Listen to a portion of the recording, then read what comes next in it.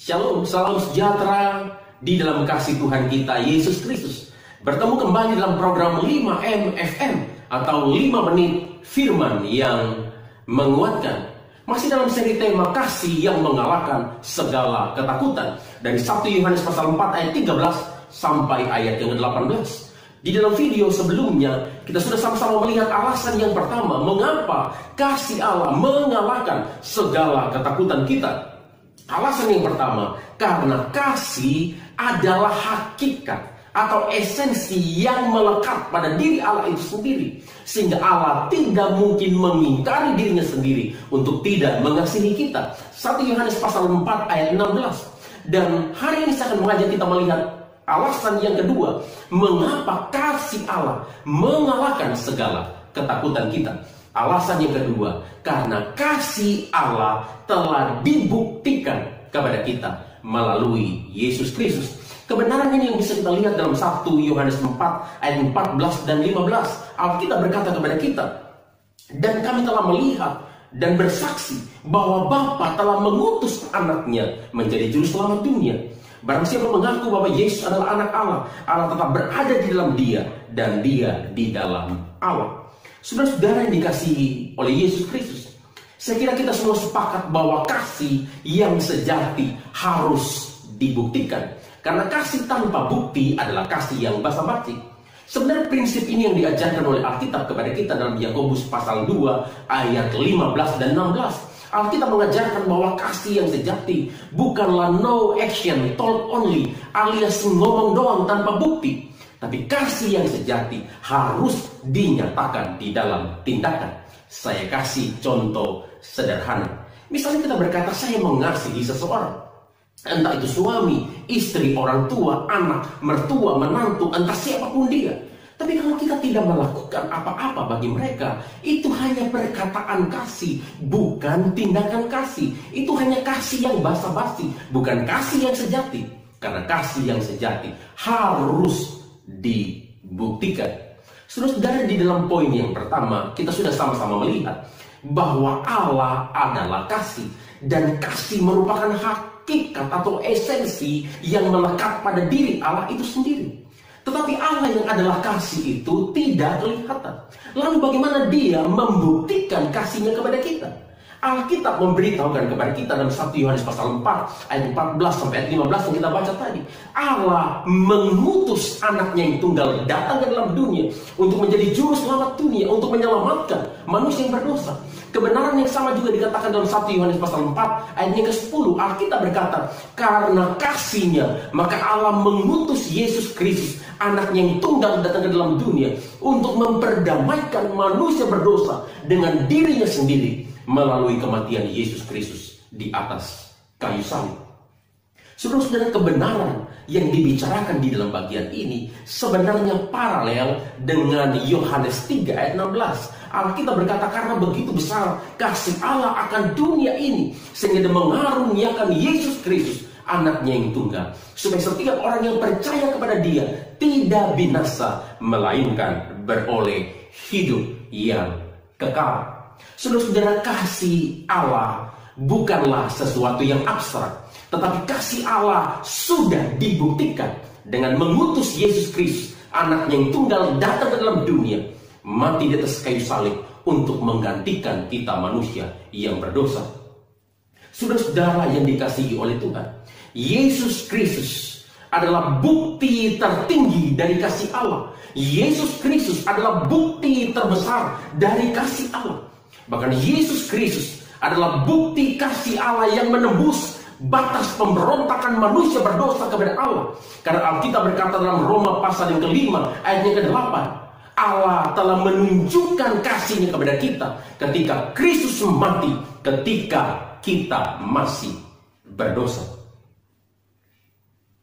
Saudara-saudara yang dikasihi oleh Yesus Kristus, di tengah keadaan kita yang sulit hari-hari ini, khususnya di tengah-tengah pandemi virus corona yang semakin masif dan berdampak luas di dalam segala aspek kehidupan kita, yang mempengaruhi kondisi kesehatan kita, yang membuat usaha, bisnis, pekerjaan kita menjadi sulit, yang membuat kondisi ekonomi kita menjadi terjun bebas, yang mengancam kita kehilangan pekerjaan dan penghasilan kita. Saya bisa mengerti apa yang sedang kita alami pada saat ini.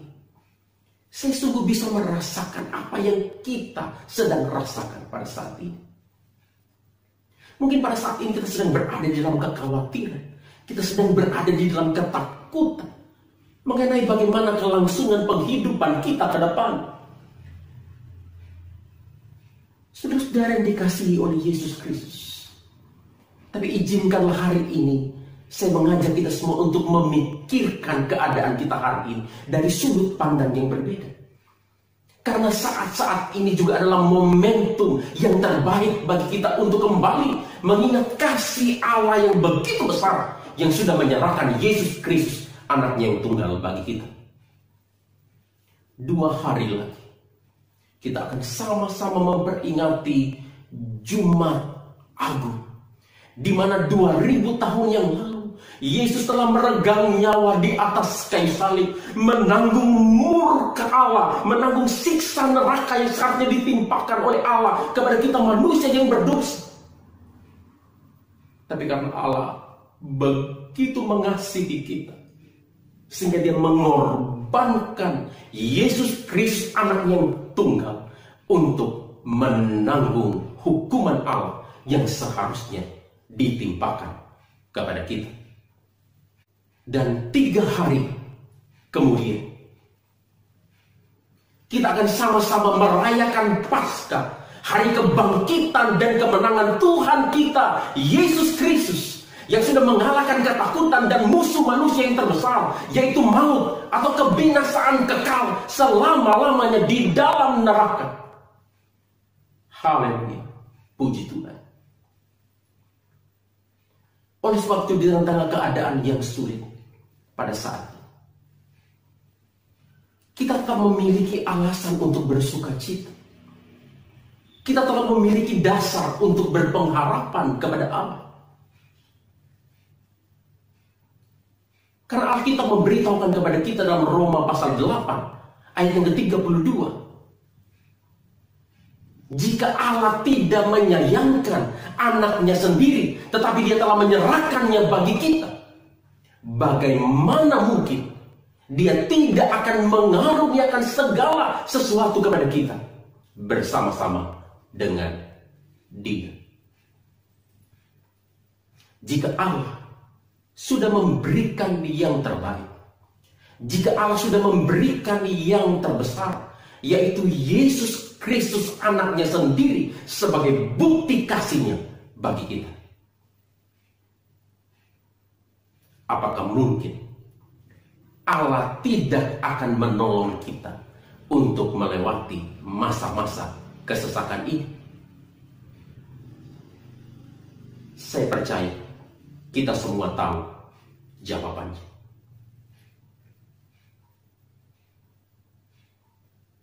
Oleh sebab itu, tetap kuat di dalam Allah, karena kasih Allah telah mengalahkan segala ketakutan kita. Terima kasih. Tuhan Yesus memberkati kita sekalian.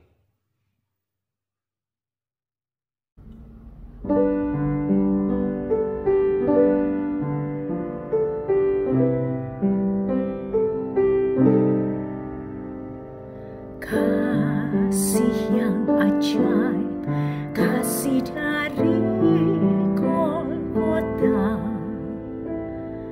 kasih yang ajaib membawa Tuhan dari surga.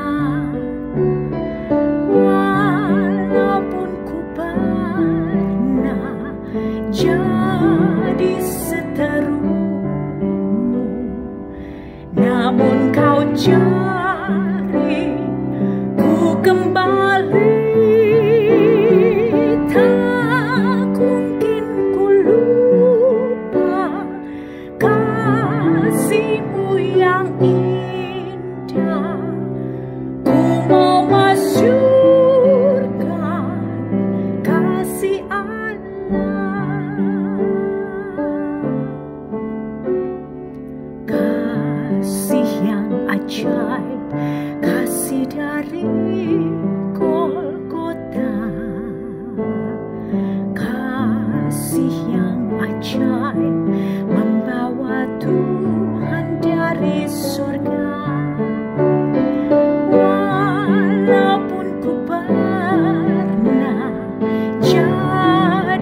seterumu, namun kau cari ku kembali.